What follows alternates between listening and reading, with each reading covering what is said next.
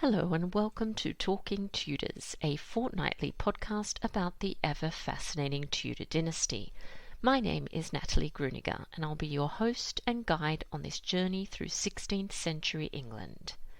Are you ready to step through the veil of time into the dazzling and dangerous world of the Tudor court?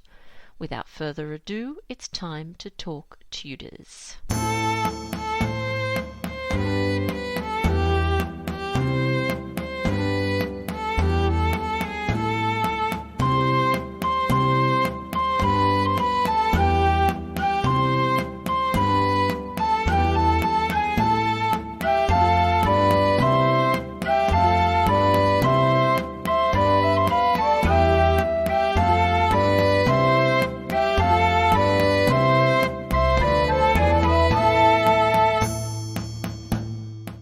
Hello everyone, welcome back to Talking Tudors, episode 185. I'm your host, Natalie Grueninger. Thank you so much for joining me today. As always, I'd like to start by acknowledging and thanking the wonderful listeners who continue to support my podcast on Patreon, and extend a heartfelt thank you to everyone who's taken the time to rate and review the show. This really does make a difference. If you love the podcast and you never miss an episode, I invite you to join the Talking Tudors patron family. Please visit patreon.com/talkingtudors for more information. Join the Talking Tudors patron family, and in addition to receiving lots of Tudor-themed goodies, you'll have access to patron-only monthly giveaways. December's prize is a copy of my new book, The Final Year of Anne Boleyn, and a Tudor-themed Christmas decoration. You can also support the podcast and share your love of Tudor history with the world by buying Talking Tudors merchandise. There are a number of designs and products available, including phone cases, mugs, notebooks, and apparel. Check out all the products at talkingtudors.threadless.com. I would love to see pics of you wearing or using your Talking Tudors merch, so please do tag me on social media and use the hashtag #ILoveTalkingTudors. Now, on to today's episode. I'm thrilled that joining me on the show to talk about Tudor Christmas food and traditions is Brigitte Webster. Brigitte has devoted decades into the study of historic food, gardens, and early furniture, and runs Tudor and 17th century experiences at her beautiful 16th century house in Norwich. Our conversation's coming up straight after this short musical break, courtesy of guitarist Jon Sayles.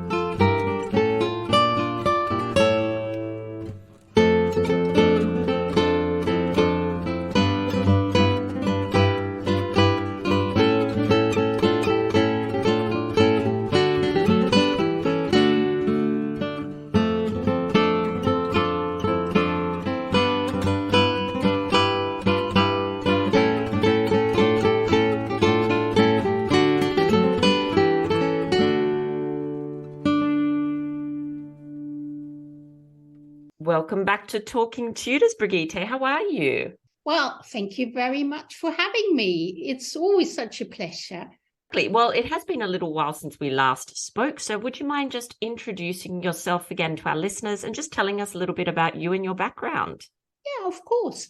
Well, in a nutshell, I am somebody who is living a Tudor life in the 21st century with the skill set of your typical Tudor middling class lady, and with the purchase of a small Tudor manor here in Norwich 3 years ago, I now have an authentic stage to put the theory into practical experiments. And I mostly focus on Tudor cookery, but that also extends into running a kitchen garden, a herb garden, and an orchard to supply me with sometimes hard to get hold of vegetable and fruit.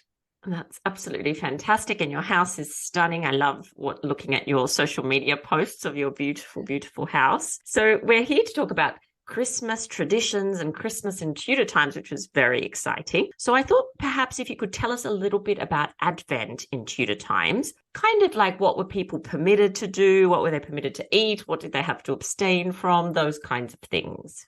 Well, before the Reformation, Advent was culinary, a very meager affair, as the 40 days of St. Martin, as it was also known, was basically a period of very strict fasting that lasted right up to Christmas Day and included Christmas Eve on the 24th. So the fasting diet for the affluent and the nobility was restricted to soups, stews, and fish instead of roasts and pies.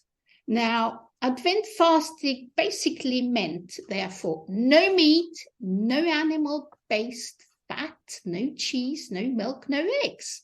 The affluent class, however, replaced some of these with expensive imported non-dairy alternatives, such as almond milk or olive oil. And to have fresh luxury fish, such as sturgeon, served up was not much of a sacrifice either.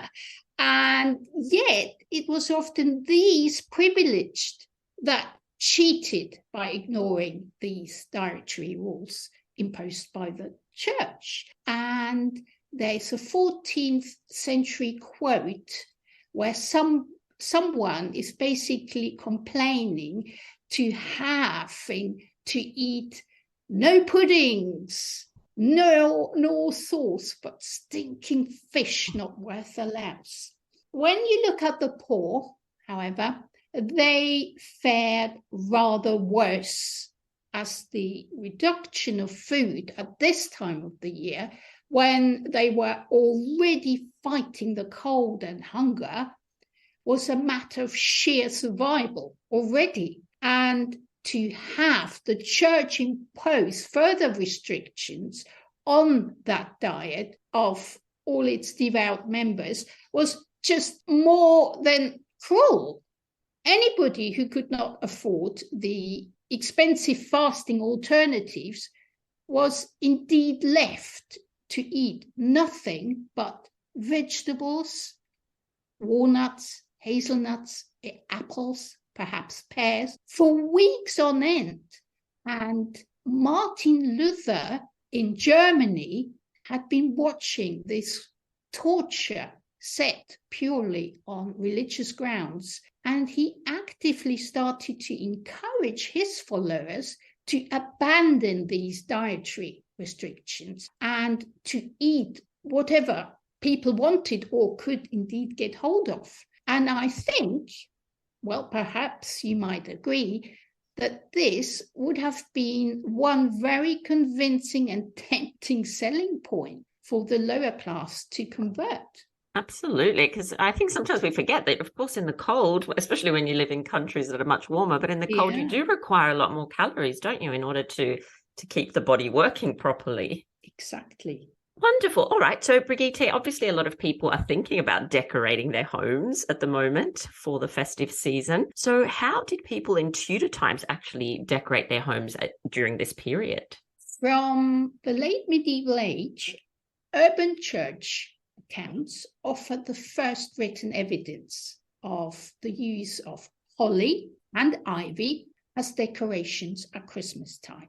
For example, at the Church of St. Mary on the Hill in Chester, records show that in the 1540s, holly was suspended from a line stuck with candles. And during the same decade, at the Port of Rye in Sussex, holly twigs were wound up a broom, and also had candles placed among them.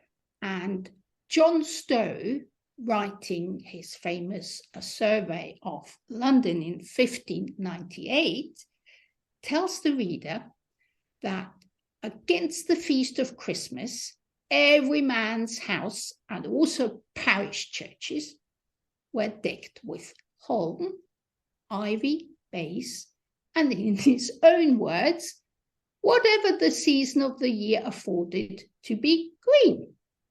Well, however, there is, interestingly, no written record, as far as I know, that mentions mistletoe as Christmas decoration in Tudor times, which is probably quite different to what we think today. But interestingly, Protestant reformers regarded the decking with greens as a trivial, and payments for Christmas foliage do disappear from most accounts during the time of Edward VI. But under Elizabeth, the tradition undergoes a new sort of revival, probably because the population was soundly converted and Popish customs like greenery decoration didn't pose a danger anymore. And so I think it's lovely to add that little touch of Tudor Christmas decoration to your house, because it's so easy. Go out in the garden, pick a little bit of ivy and holly, and there you go.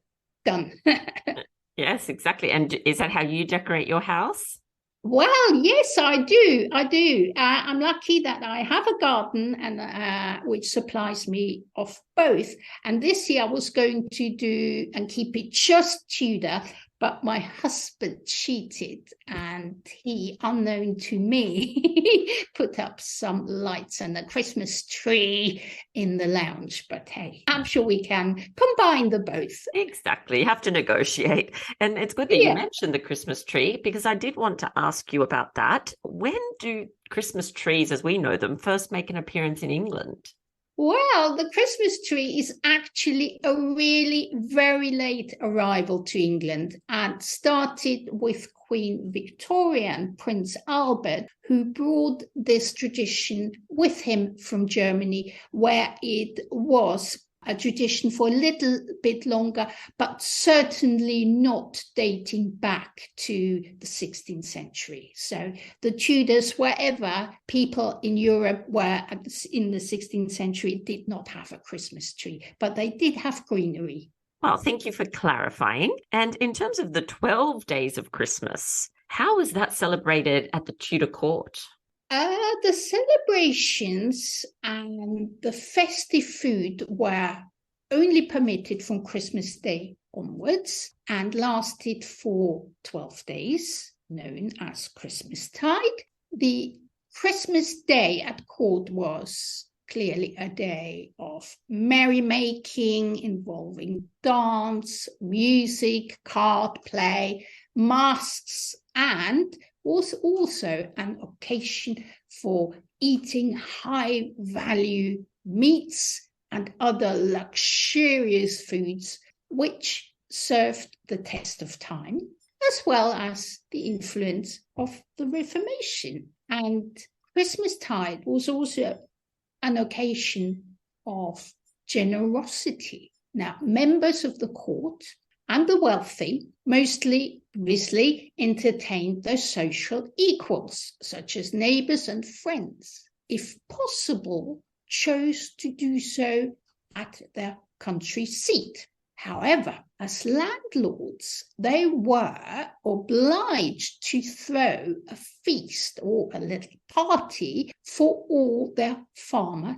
tenants. We can assume, though, that some conveniently forgot about that duty and needed to be reminded, as Thomas Tusser does in his publication of 100 Good Points of Husbandry in 1557, when he says, at Christmas we banquet, the rich with the poor, who then but the miser openeth his door. Now, this tradition was not the charitable occasion as it might appear at first glance, as each guest was expected to bring gifts, mostly farm produce.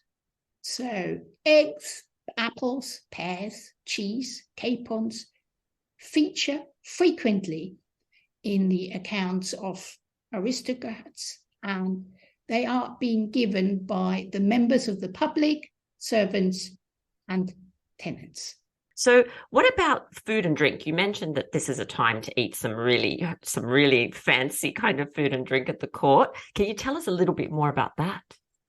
Yeah, of course. Now, at the court, at Christmas, venison was the preferred meat of all the nobility and its members, and it remained a high status food. It was, in fact, the only meat that, in theory, could not be purchased. Venison could only be gifted by people who had their own hunting ground, which was known as a forest. And conveniently, again, Christmas fell right into the hunting season, and so venison was a popular choice because it provided your guests with food and the fun of a hunt. Venison was most often served roasted or served in a pie, and Tudor physician and former monk Thomas Borde esteemed venison as the gentleman's food in 1542. And he felt quite strongly that there nowhere in the world was venison as esteemed as in England. Now, the much praised and known boar's head at Christmas is actually mostly associated with Queen's College in Oxford, where it has been served since 1341. A boar's head is a true status symbol, and we do know that Henry VIII was sent a Christmas gift of wild boar pate by the French king. One of my favorites that was served then is an extremely popular dish made of wheat by the name of frumenti. It was boiled in milk or ale and spiced with eggs, fruit, spices, and sometimes sugar, cream, or almond milk. What I find interesting to note is that some meat, for instance, chicken and rabbit, were subject to price hiking in the run-up to Christmas before dipping right down below average during Lent. So very much a supply and demand problem there. We also do have evidence that sausage started to become more popular with the gentry at Christmas, as several household accounts between 15 and 1600 reveal.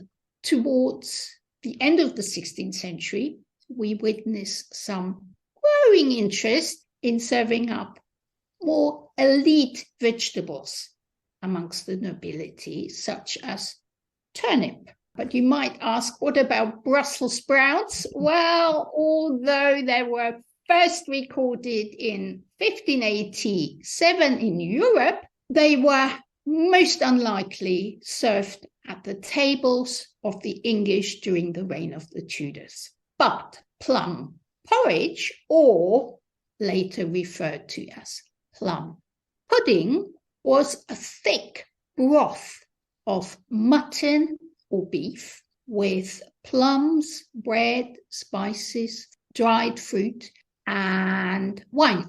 Only during Elizabeth's time, flour started to be added, which makes it firmer and less of a stew texture, before eventually all meat ingredients had been removed by the 18th century, and it starts becoming more what we associate with plum pudding today. Now, talking about pudding, we can't forget about the figgy pudding, which was a kind of sweet dish made from almonds, wine, figs, raisins, ginger, and honey. Strong in flavor, this dish is actually really, really delicious and one of my favorites. And of course, at the end of all feasting, there would have been the all-praised and lavish banquet, the Tudor dessert course. And it contained sweetmeats and diverse canapes like sackets, comfits, marchpane, sweetbreads, and biscuits. And talking about drinks at Christmas time, I think we do need to mention lamb's wool, which was also known as wassail, which is basically a hot spiced apple or ale-based drink that was traditionally served in a wassail bowl with floating roasted crab apple pieces on top. And are you making any of these recipes, Brigitte, for your Christmas this year? Oh, you bet, yes. I thought you might. By everybody. No, it's really nice and easy to make, actually. Yeah. Fabulous. And so these days, a lot of people, of course, associate Christmas with turkey and mince pies. What about those? Did they make an appearance in the 16th century? Now, I love this question because turkey always comes up and it's one of my favorite things to talk about. Turkey started to appear in England during the 16th century. And the earliest record is all about 6 birds imported and sold at Bristol for 2 pence in 1526. The arrival of this new exotic bird started to take the nobility by storm, and it was being sold at markets by the 1540s, but only towards the end of Elizabeth's reign can we actually see them appear in household accounts at Christmas. Before then, we see more goose, capon, pheasant, and other poultry, except for perhaps duck. And the famed peacock was more a medieval culinary highlight. And the Tudors really seem to have gone off it. But stuffing was known as forced meat and contained eggs, currants, pork, herbs, and was recorded in 1538 for the first time. Now, mince pies, I love Tudor mince pies, were as popular at Christmas then as they are now. But in Tudor times, they contained a lot of lamb or veal. That only started to disappear slowly during the 18th century. The 12th night cake was a kind of sweet bread, which spices and dried fruit, but sadly not a single recipe has survived from the 1500s. So those are the two that I think make Christmas great then and still do. And what about ordinary men and women? What did they have to eat for Christmas dinner? Yeah, now that is my pet interest, I have to say. But it is considerably more difficult to find out what exactly the poor ate at Christmas, as only few people felt the need to record this then, and even fewer sources survive to tell us now. But we can make some educated guesses from studying what was available at this time, and brawn was basically the Christmas dish available to most people of all classes. And Andrew Bort, the physician in Henry VIII's time, he calls it the usual meat in winter amongst Englishmen. In Tudor England, brawn was fairly salty pork, but in Henry VII's time, brawn was more likely to be wild boar.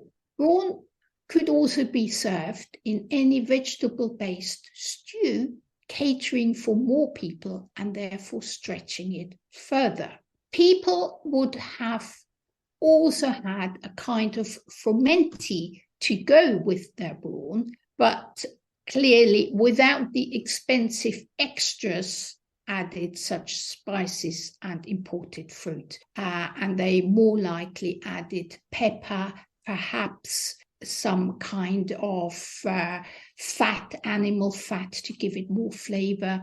But the lower classes would have been definitely unable to afford any ingredients for marchpane or anything made up from sugar at Christmas. But apple pies and tarts made with pear, quince, or medlars would have been a real Christmas treat for people even lower down the scale.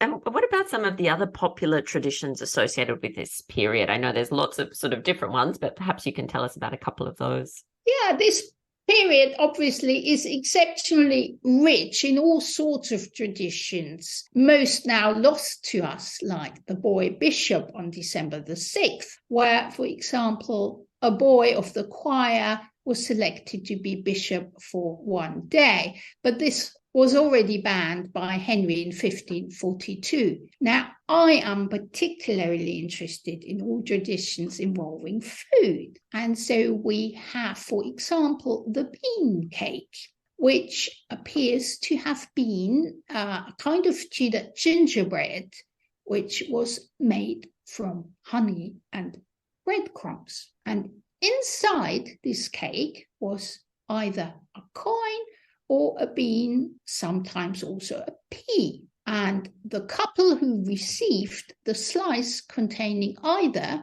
were then made king and queen of the bean and led the singing, dancing, and merrymaking. The other one we have already slightly touched upon is the wassailing. Now that was both a drink and a tradition which involved the blessings of fruit trees in the orchard by farmers and their communities. Now, wassailing was celebrated on Twelfth Night and was first described in 1320.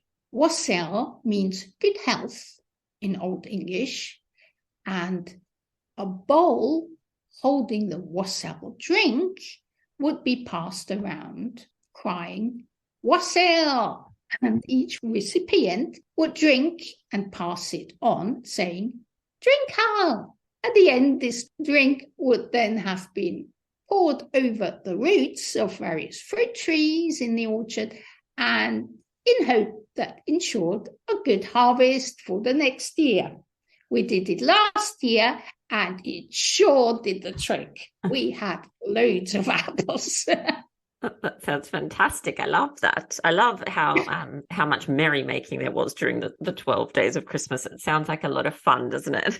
And one other question for you, Brigitte, about exchanging gifts, because of course now most people will do this on Christmas Eve or Christmas Day, but it was not the case in the Tudor time. So can you tell us about this whole exchange of gifts? Yeah, I'd love to. Now, the great gift exchange, as I call it, happened on New Year's Day. And perhaps not quite so surprising either is that food was always a welcome and very prized gift item. It was given between families, communities, companies, guilds, and of course, also within aristocratic circles and royalty. We actually know a lot about what gifts the king and the queen received and from whom, as every single item was carefully recorded every single year. Now, this was necessary as every giver received something in return. Servants were usually rewarded with money, and members of the court with an object in keeping with their status. what I find quite funny is that gifts received which did not quite hit the right mark or expectations were quickly reassigned as a present for somebody else. Yeah, I love that too. And I do like how it's sort of similar to what happens today. Perhaps if you receive a gift that you're not too keen on, you may save it for the next Christmas to give away. Now, I need to ask you about your new book. Can you tell us a little bit about that? Yes, my new book called Eating with the Tudors is coming out next year in 2023, probably by the summer, but fingers crossed. It is basically a book that tells you all about the Tudors, their food, their recipes, and it's also meant to entice you to actually trying out the recipes. There are just under 100 Tudor recipes in their original with my modern translation, and each recipe gives you a little bit of historic insight, what makes it special, who happened to eat the same or was given the same. Yeah, so it's I hope something that lots of Tudor fans will be interested in buying. That sounds fantastic. I will definitely be adding that to my list, and trying out some of those recipes sounds like a lot of fun. And now the last thing, Brigitte, that I ask all my guests is for a Tudor takeaway. So this is something for our listeners to go off and explore after the episode. Sometimes people suggest a book, a film to watch, a song to listen to. Do you have a Tudor takeaway for us? Yes, I thought long and hard about it, and then I thought, I will treat your listeners to a recipe of lamb's wool. So on 12th night, they can go out in their garden and bless their fruit trees. And with the recipe is also a little bit more in-depth information about its history, its origin. So yeah, I'm hoping that they will enjoy that. Thank you so much, Brigitte. And I hope you have an absolutely wonderful holiday season. And I can't wait to see pics of your house dressed in Tudor style for Christmas. And thank you so much for coming back onto the podcast and sharing your expertise and passion with us. Well, thank you very much for having me.